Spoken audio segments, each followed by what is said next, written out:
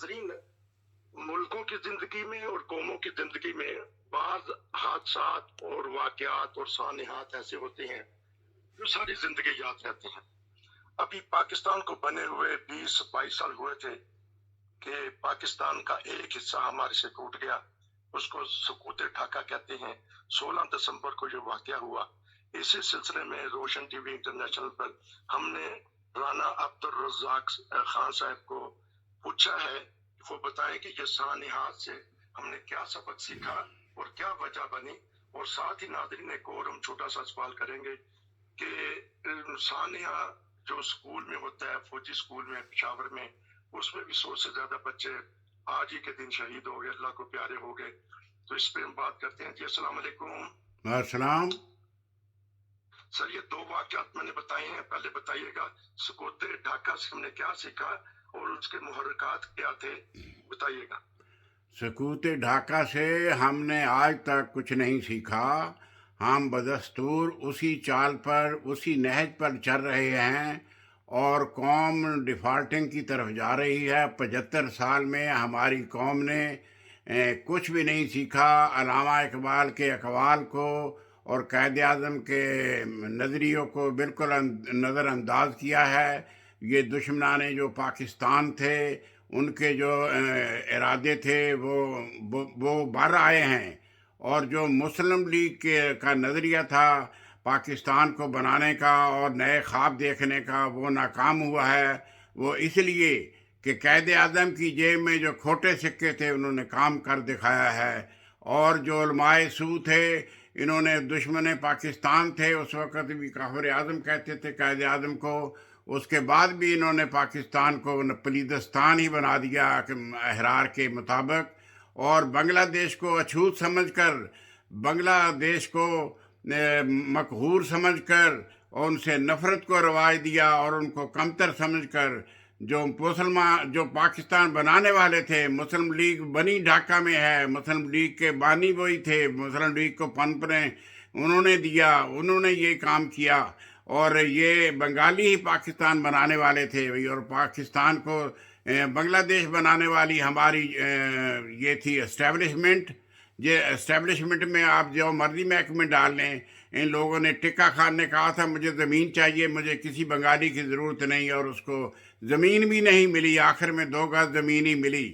اسی طرح بھٹو کے ساتھ ہوا، اسی طرح باقی جنرلوں کے ساتھ بھی ہوا۔ یہ مکافات عمل ہے۔ ہم نے آج تک، اگر ہم بنگلہ دیش کے قیام سے سبق سیکھ لیتے تو آج ہمارا پاکستان ایشیا کا ٹائگر بنا ہوتا۔ اس وقت جنرل عمر نے اور باقی بیوروکریسی نے ڈھاکہ بننے دیا، اور ڈھاکہ بنانے پر مصر تھے وہ لوگ، اور ایوب خان نے 62 میں کہا تھا کہ ہماری اس سے جان چھڑائی جائے بنگال سے، یہ ہر سال سیلاب آتے ہیں اور ہمارا سارا مغرب پاکستان کا سرمایہ ادھر چلا جاتا ہے۔ تو یہ ارادے تھے شروع سے ہی بیوروکریسی کے، جو اسی لیے یہ کچھ ہوا ہے، اور ہم نے اس سے کوئی سبق نہیں سیکھا۔ تو جو اکثریت حاصل کی تھی مجیب الرحمان نے، اگر جو جنرل یا بھٹو یا اس وقت کے سیاسی جو اکابرین تھے مان لیتے اس بات کو، تو ہو سکتا ہے یہ واقعہ نہ پیش ہوتا۔ اس بارے میں بتائیے گا۔ بے شک اتنا بڑا یہ جرم کیا ہے، اس وقت اکثریت مجیب الرحمان کی تھی، اور اس کو انسانی اور اخلاقی طور پر اور جمہوری طور پر اسے حکومت دینی چاہیے تھی، اور یہ بھٹو کی شرارت کی وجہ سے، یا خان کی شرارت کی وجہ سے یہ بنگلہ دیش بنا۔ اس کو حکومت نہیں دی گئی، اس کو 84 سیٹوں والے کو حکومت دے دی گئی، اور جو 154 سے بھی زائد سیٹیں لے گیا تھا مجیب الرحمان، اس کو حکومت نہیں دی گئی۔ یہ بھی ہمارے پاکستان کی تاریخ کا سب سے بڑی بے انصافی تھی۔ تو یہ بتائیے گا کہ اندرا گاندھی نے کہا تھا کہ ہم نے دو قومی نظریہ کو توڑ دیا ہے، تو اس میں پھر دیگر عوامل بھی تو شامل تھے، بیرونی طاقتیں بھی تو آگے تھی بیچ میں۔ بے شک بیرونی طاقتیں اس میں شامل تھی، روس سر فہرست تھا، مگر ہماری بیوروکریسی سر فہرست تھی۔ اگر یہ سر فہرست نہ ہوتی تو یہ انڈیا کے مقابلے میں وہاں 2-4 لاکھ فوج بھیجتی، انہوں نے 45,000 وہاں فوج بھیجی، اس سے وہاں کیا ہوتا تھا؟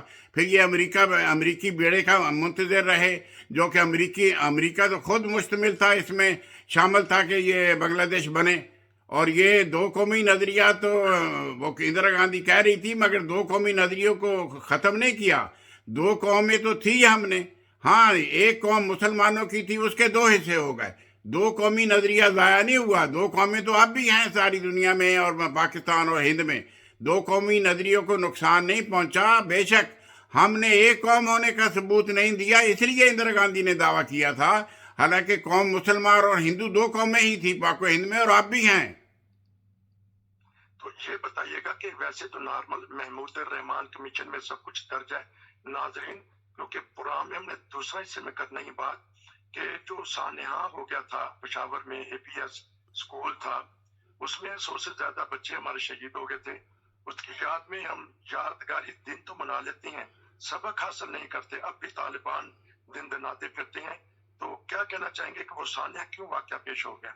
یہ ہمارے جو ہے نا نمک خوار اور غدار جو ہیں اور منافق ہیں، ہماری پاکستان کو ہمیشہ منافقوں سے پالا رہا ہے. قیام پاکستان کے وقت بھی یہی منافق تھے سامنے، اور اب تعمیر پاکستان میں بھی یہ منافق سامنے ہیں.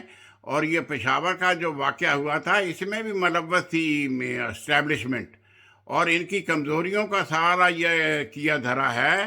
ہم لوگ جب تک ان منافقین کو صاف نہیں کرتے اور جب تک ہم اپنی صفوں میں ان کھوٹے سکوں کو نہیں نکالتے، جب تک ملک ترقی کی طرف نہیں جا سکتا. یہ ملک ہی کی ترقی اس کے منافقوں کی وجہ سے ملک دہشت گردی کی طرف گیا. پشاور میں واقعہ ہوا، پھر 2010 میں 28 مئی کو لاہور میں 2 احمدیہ مساجد کو میں 100 بندہ شہید کر دیا گیا. تو یہ کیا ہے؟ یہ تو دہشت گرد ہے. یہ کوئی قوم تو نہیں ہے. ہماری قوم یا غلام ہے، یا دہشت گرد ہے، یا کافر ہے، یا یہ بدترین جانوروں کی زندگی گزار رہی ہے. نہ حقوق العباد کا پتہ ہے، نہ ان کو حقوق اللہ کا پتہ ہے، نہ انسانیت کا پتہ ہے، نہ اسلام کے منشور کا پتہ ہے. ان کو اسلام آباد کا پتہ ہے کہ بس لٹو اور پھٹو. یہ ہیں ہماری قوم. ہماری قوم نے آج تک اپنی انا کے پر کام کیا ہے. ملک کی انا کے لیے، ملک کی خدمت کے لیے کوئی کام نہیں کیا. ہمارے ہاں وطن فروش زیادہ ہیں، ایمان فروش زیادہ ہیں، اور ملک کی تعمیر کے لیے کم لوگ ملے ہیں، اور ان کو بھی انہوں نے باہر نکال دیا ہے. مثلا کہ جو بھی اکانومسٹ تھے یا لائق لوگ تھے، ان لوگوں نے انہیں حکومت کے دائرے سے ہی باہر نکال دیا ہے. یہ لوگ خود نہ مسلمان ہیں اور نہ یہ مسلمان بنیں گے، اور لوگوں کو یہ کافر کہتے ہیں، اور خود بے عمل یہ لوگ مسلمان ہیں. تو بات یہ ہے، پاکستان کی جو منشور تھا، جو قائد اعظم نے خواب دیکھا تھا، اس کو انہوں نے چور چور کر دیا ہے. ان کے اپنے مفادات ہیں، ان کے اپنے نظریات ہیں. پاکستان کے نظریات کو کوئی بھی مقدم نہیں رکھتا. فوج ہو، اسٹیبلشمنٹ ہو، سیاسی لیڈر ہوں، انتظامیہ ہوں، چودھری ہوں یا غیر چودھری ہوں، یہ سب لوگ وطن فروش اور انا پرست لوگ ہیں، اور یہ ملک کو نقصان پہنچائے بغیر نہیں رہ سکتے. 75 سالوں میں انہوں نے ملک کو نقصان پہنچایا ہے. بلوچستان کا حال دیکھیں، سندھ کی گلیاں ان کو کیا کہہ رہی ہیں، پنجاب کا کسان ان کو کیا کہہ رہا ہے. بنگلہ دیش تو رو ہی رہا ہے. محمود الرحمان کمیشن انہوں نے تیار کروائی، پھر ان کو اس کو بند کر دیا، اس کو بند کر دیا، اس کو شائع ہونے کی اس کو اجازت نہیں تھی. یہ سارا جو کیا دھرا ہے اسٹیبلشمنٹ کا ہے. اسٹیبلشمنٹ میں جو بھیڑیے رہتے ہیں، ان بھیڑیوں کا بندوبست ہونا چاہیے. ان سے ہماری اللہ تعالیٰ جان چھڑائے اور ملک کو امن نصیب کرے. ملک میں قوم ہماری رل گئی ہے. ہمارے لوگوں نے ہجرت کی، وہاں سے انڈیا سے بچے مروا آئے، اپنے سارے جو مال و ثواب تھا وہ لٹا کر آئے، مگر ہمیں آج تک پاکستان مکمل نہیں ملا. پاکستان چوروں ڈاکوں کے ہتھے چڑھ گیا ہے، اور وہ اس کو لوٹ رہے ہیں. اس کو وہ لوٹ رہے ہیں کیونکہ اس وقت آپ نوجوانی میں قدم رکھ رہے تھے. تو بتائیے گا 1 منٹ میں کہ اس وقت کیا کیفیت تھی جب آپ کو پتا چلا کہ ہمارا ایک بازو ہمارے سے کٹ گیا؟ ہمارے جسموں سے جان نکل گئی. ہم سوچ بھی نہیں سکتے تھے کہ ہمارا ایک بازو علیحدہ ہو جائے گا. عام آدمی کے ذہن میں بھی یہ نہیں تھا کہ ہماری فوج شکست کھا جائے گی.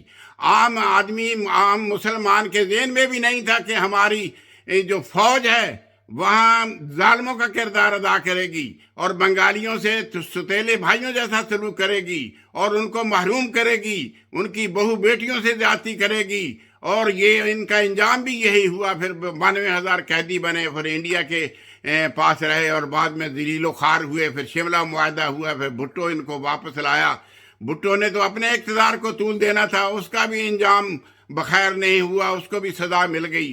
तो बात यह है, खुदा ताला मकाफात अमल का ख्याल रखता है। हमें चाहिए कि हम अल्लाह को, उसके रसूल को याद रखें, हुब्बुल वतनी को मुकद्दम रखें, रिज़्क़े हलाल खाएं और रिज़्क़े हलाल को आम करें, हकूक़ुल इबाद का ख्याल करें, हकूक़ अल्लाह का ख्याल करें, इंसानों का ख्याल करें, जो नबी सल्लल्लाहु अलैहि वसल्लम ने फरमाया था कि मैं रहमतुल आलमीन हूँ।